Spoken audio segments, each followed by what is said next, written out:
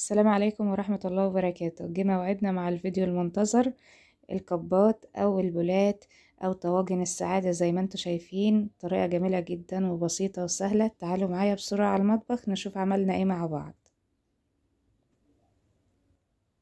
أول حاجة معايا هنقول بسم الله. معايا لتر من اللبن الحليب، بقري أو جاموسي على حسب المتاح عندك، ومعايا كمان مج من السكر. هكتفي بمج واحد علشان برضو أنا معايا شوكولاتة طبعا خام هيبقى فيها نسبة من السكر. ودول حوالي 3 معالق من الكاكاو الخام، وكمان معايا 5 معالق من النشا. وطبعا أنا اللبن غليته الأول وبعد كده سبته يهدى خالص، وبعد كده حطيت الحاجة على البارد. يعني انا مش عايزة احط الحاجة الاضافات اللي انا ضفتها ديت واللبن سخن، بحيث ما يحصلش معايا اي تكتلات. ابتدي بقى اقلب كل حاجة كده على البارد لحد ما كل المكونات تدوب. بعد كده هنرفعها على النار لحد ما تاخد القوام الكريمي. مش عايزاها تكون تقيلة، انا عايزاها تكون خفيفة معايا، علشان لو زودنا نشا هيبقى القوام معاكي سميك، هتكون تقيلة لان دي مهلبية شوكولاتة. تمام، زي ما انتوا شايفين. نرفع بقى على النار ونكمل وصفتنا مع بعض. كمان معايا الشوكولاتة الخام هحطها برضو معاها، بس شوية كده على ما ايه المهلبية تسخن على النار. يعني ساعة ما تدفى كده على النار وتسخن هنزل على طول قطعة الشوكولاتة. طبعا اللون فاتح دلوقتي، لكن مجرد ما بتضيف الشوكولاتة لما بتغلي معاها ويعني تندمج مع الخليط اللي احنا عملناه بتاخد لون اغمق. ابتدت تاخد الشكل اللي انا عاوزاه. هفضل اقلب فيها شوية كده لحد ما ايه تمتزج كلها مع بعضها وتبقى كده ايه زي الفل معانا، جاهزة على طول على الاستخدام. اديها شوية قلب قلب قلب لحد ما نوصل للقوام المطلوب. خلاص ابتدت بقى ان هي تغلي معانا وتعمل الفقاعات اللي من الجناب دي. خلاص هي كده جاهزة وزي الفل. نرفع بقى من على النار ونبتدي نكمل وصفتنا ونشتغل بقى في التزيين.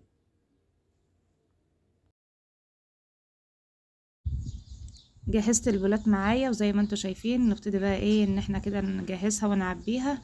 بسم الله ما شاء الله. الوصفة دي عملت لي 15 طبق من الاطباق اللي انتوا شايفينها دي. طبعا امكانيات على قد ايدينا وسهلة وبسيطة ومش مكلفة خالص واقتصادية طبعا اكيد. احنا في ظل الظروف الصعبة اللي احنا بنعيشها او الاسعار الرهيبة اللي احنا بنسمع عنها، فانا لما اعمل لعيلتي يعني اعمل لهم كمية كبيرة زي دي تكفي كل العيلة، والتكلفة قليلة جدا، يعني ما كملتش 60 جنيه تكلفة. فيعني دي حاجة جميلة قوي في الاسعار اللي احنا بنسمعها اليومين دول. يعني 15 طبق متكلف عليهم وواخدين حقهم، وما شاء الله عليهم طعم وشكل وريحة ولون. وكل حاجة حتى الجرنشة، يعني كل حاجة يعني ما شاء الله. يعني استمروا معايا في الفيديو وهتشوفوا كل الخطوات اللي انا عملتها. طبعا في طبقين. طبعا الحبايب طبعا كانوا موجودين معايا وانا بصور، طبعا ولادي ومرات اخويا، فطبعا ايه حبوا يدوقوا برضو الوصفة، فاديت لهم طبقين بقى كده عشان ايه يتأكدوا من نجاح الوصفة. يعني دايما بيبقوا موجودين معايا وانا بعمل اي وصفة طبعا، لان هم لجنة التحكيم بتاعتي، وطبعا رأيهم يهمني، ويا رب يقدرني دايما واعمل لهم كل الوصفات اللي بيحبوها، وربنا يقدرني ودايما انزل لكم بفيديوهات تنور رضاكم، ويعني وصفات اقتصادية وسهلة وبسيطة وعلى قد الايد ان شاء الله.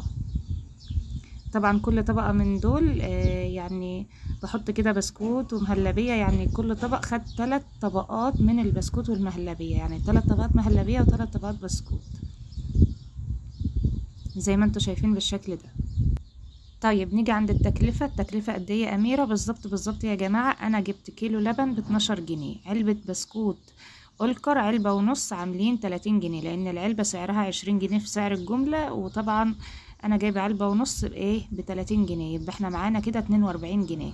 قطعة شوكولاتة خام ب10 جنيه، كده 52 جنيه. أما عن السكر والنشا والكاكاو كانوا طبعا موجودين في البيت، فطبعا لو حتى حسبنا التكلفة بتاعتهم مش هيجوا ال10 جنيه طبعا، فيعني قولوا 62 جنيه. فطبعا 62 جنيه مش حاجة ولا قصة دلوقتي في ظل الأسعار اللي بنسمع عنها. يعني أنا لو بشتري الأطباق دي من بره جاهزة أكيد هشتريها بسعر أغلى من كده. يعني إن أنا أطلع 15 طبق بالطعم ده والجمال ده والحلاوة دي أكيد برضو مش هجيبهم من بره بالسعر ده، أكيد يعني المبلغ هيعدي ال100 جنيه. فانا دلوقتي وفرت عليكي وعملت لك وصفه اقتصاديه وحلوه ولذيذه وجميله وبتعجب كل الاطفال والكبار والصغيرين، بتعجبهم يعني ما شاء الله الوصفه، يعني ما فيش خلاف عليها. فطبعا انت كده بتوفري على نفسك وتعملي حاجه جميله في البيت بايديكي، ضامنه نظافتها وضامنه ان هي تطلع حاجه كويسه من تحت ايدك ان شاء الله. وكمان يا جماعه عايزه اقول لكم ان هي وصفه حلوه قوي في اعياد الميلاد، ممكن كمان نعملها كاطباق جانبيه جنب التورته في اعياد الميلاد. وطبعا حاجه هتسعد ولادنا، ويا رب دايما نقدر نقدم لكم كل جديد وكل الوصفات السهله والبسيطه اللي تبقى في متناول ايدينا وعلى قد ايدينا.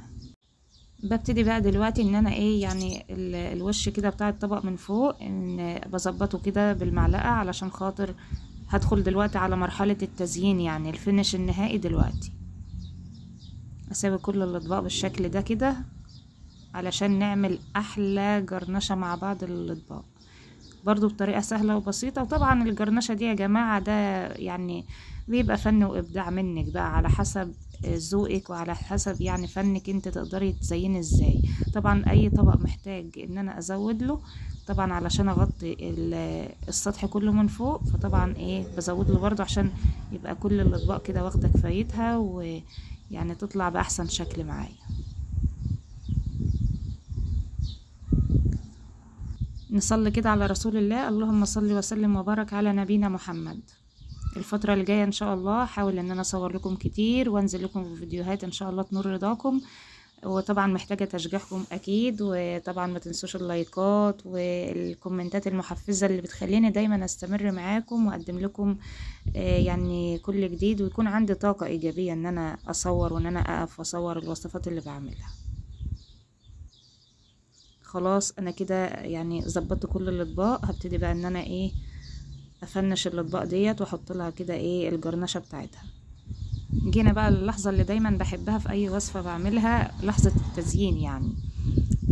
طبعا اي تزيين بقى انت على ذوقك يعني، فانا اخترت ان انا ايه اعمل التزيين البسيط ده. طبعا كان باقي معايا بسكوت كتير يعني، فقلت خلاص استغل الموقف وايه واحط كده في كل طبق بسكوتة، بحيث ان اللي ياكل او قبل ما مد الطبق يعني لاي حد ياكله يعرف ان من مكوناته البسكوت يعني.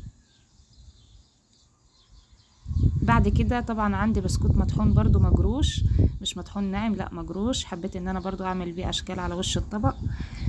وطبعا التزيين بسيط جدا يعني اللي يطلع على بالك يعني، انا ما بيبقاش في يعني في خيالي شيء محدد او شيء معين هعمله، حتى لو بعمل تورت او كده انا سبحان الله يعني وانا واقفه كده اللي بيخطر على بالي وقتها هو ده اللي انا بعمله يعني، ما بيبقاش فيه يعني شكل معين مسبق في خيالي ان انا ده اللي انا هعمله. فدايما اللي بيجي بالبركه كده والله هو اللي بيطلع احلى حاجه يعني ما شاء الله. ربنا يحسن ما بين ايدينا وما بين ايديكم، اللهم امين يا رب العالمين.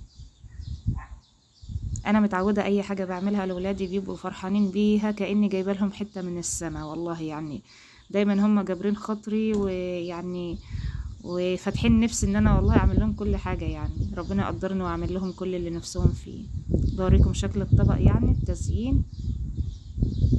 بكمل بقى التزيين، بلف الطبق بقى كده من ورا البسكوت بحيث ان ايه يعني هو بصراحة يعني كان فايد معايا يعني حاجات كتير، فحبيت استغل الموقف يعني بسكوت وشوكولاتة خام مبشورة والبسكوت المجروش، فحبيت ان انا يعني ايه اضيف من كل الخامات اللي موجودة معايا يعني.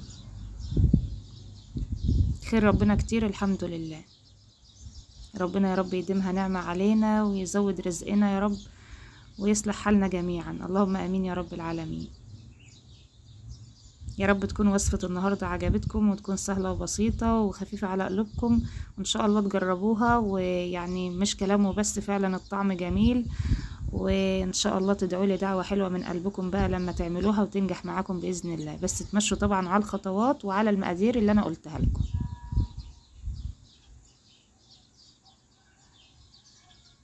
الحلويات بالذات لازم نمشي على المقادير يعني، مش اي حاجة نحطها او بالبركة لا، يعني المقادير بالذات لازم تكون مظبوطة في الحلويات علشان تضمني نجاح اي وصفة بتعمليها.